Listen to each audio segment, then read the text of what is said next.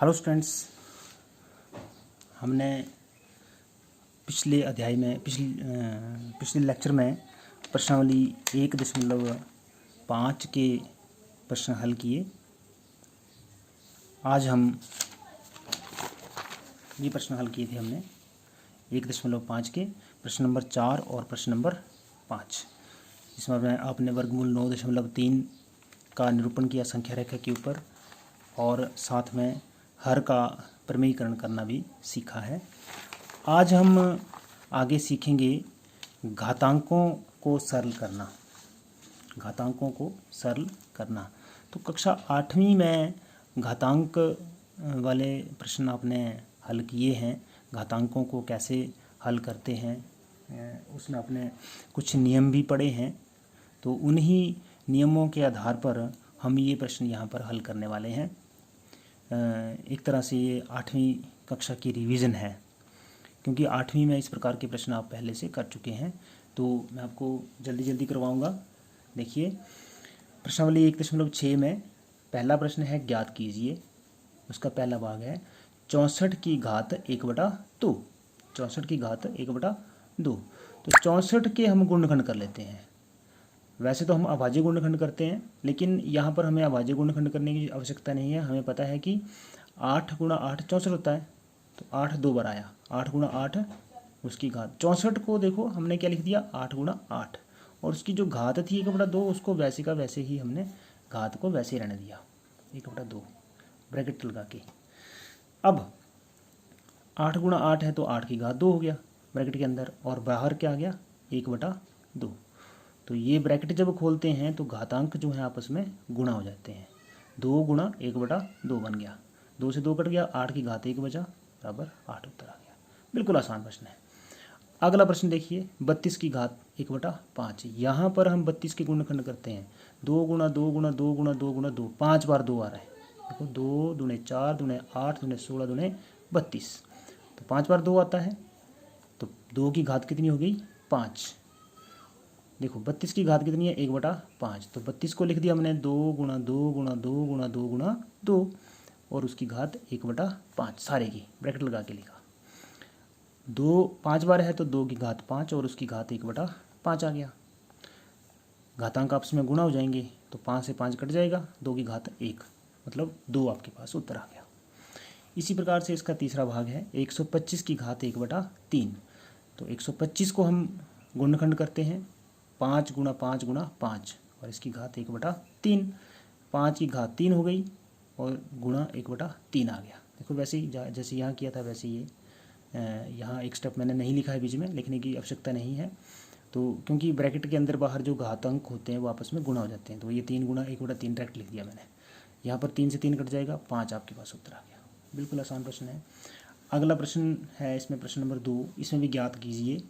ये भी इसी प्रकार से प्रश्न है, इसमें भी कोई डिफरेंस नहीं है। देखो पहला प्रश्न है 9 की घात 3/2 है। तो 3/2 है, यहाँ पर 9 के गुणनखंड करेंगे हम। 3 × 3 हो जाएगा, 3 3 होते हैं, और उसकी घात है 3/2 सारे की। ब्रैकेट खोलेंगे, देखो 3 की घात 2, 3 × 3 है, 3 की घात 2 हो गया, गुणा 3/2 आ जाएगा, 2 से 2 कट जाएगा और 3 बचा, 3 की घात 3 मतलब 3 × 3 × 3 27 उत्तर आ गया। दूसरा भाग है इसका 32 की घात 2/5।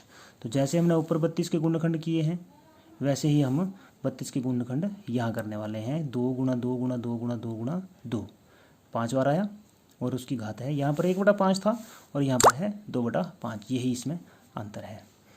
तो देखो यहाँ पर 2 की घात 5 हो जाएगा, गुणा 2 की घात 2/5। 5 × 2/5 करेंगे, 5 से 5 कट जाएगा, 2 बचा, 2 की घात 2 बराबर 4 उत्तर। बिल्कुल आसान है। अगला प्रश्न देखिए, तीसरा भाग है 16 की घात 3/4। तो 16 को हम क्या लिखेंगे अब, देखो यहाँ पर 4 है, हमें 4 गुणनखंड चाहिए।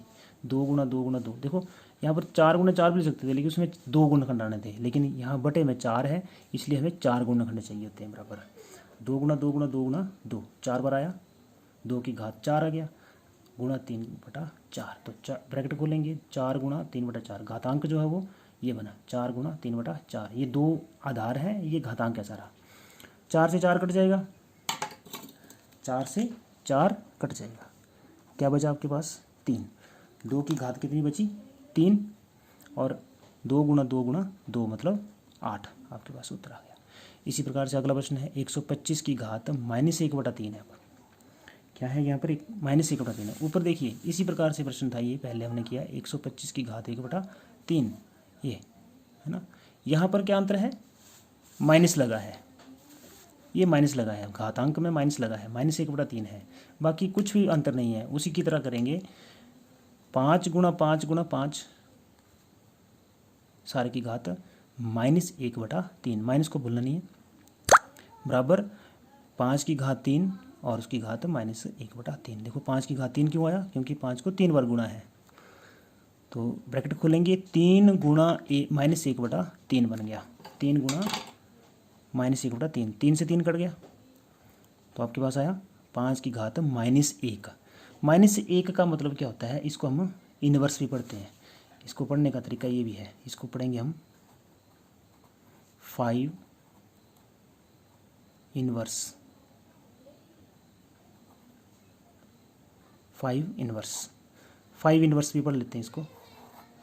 5 इनवर्स का मतलब कि 5 का प्रतिलोम, 5 का व्युत्क्रम या प्रतिलोम, तो 5 की घात -1/3 है, इसका मतलब कि 1/5। इसको ध्यान से लिखना है, -5 नहीं लिख देना, या -1/5 नहीं लिखना है इसको। माइनस का घातांक में माइनस का मतलब है कि आधार जो है वो बटे के नीचे चला जाएगा। क्लियर।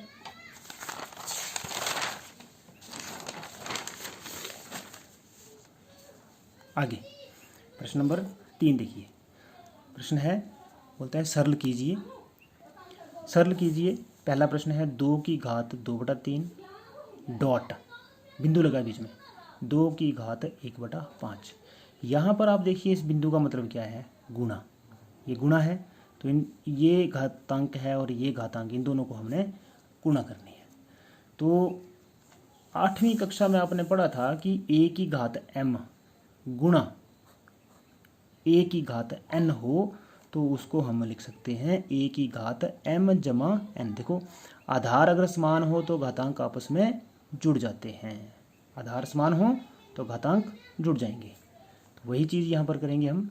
2 की घात 2/3 गुणा 2 की घात 1/5 बराबर आधार 2 है, अब घातांक को हम जोड़ देते हैं, 2/3 जमा 1/5 लिख देते हैं।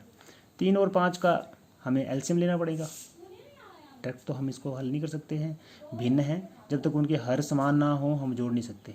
तो हरों को समान करने का तरीका मतलब एलसीएम लेते हैं, 3 और 5 का 15 आया, 3 से भाग किया 15 को 5, 5 दूने 10, जमा 5 से भाग किया 15 को 3 आया, 3 एकम 3, 10 जमा 3 आपके पास आएगा 13, तो 2 की घात 13/15 उत्तर आपके पास आ जाता है, हो जाएगा।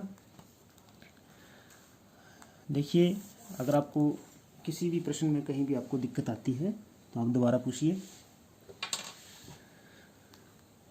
अगला प्रश्न है इसी प्रकार से दूसरा भाग, इसका प्रश्न नंबर 3 का दूसरा भाग है 1/3 की घात 3 और सारे की घात 7।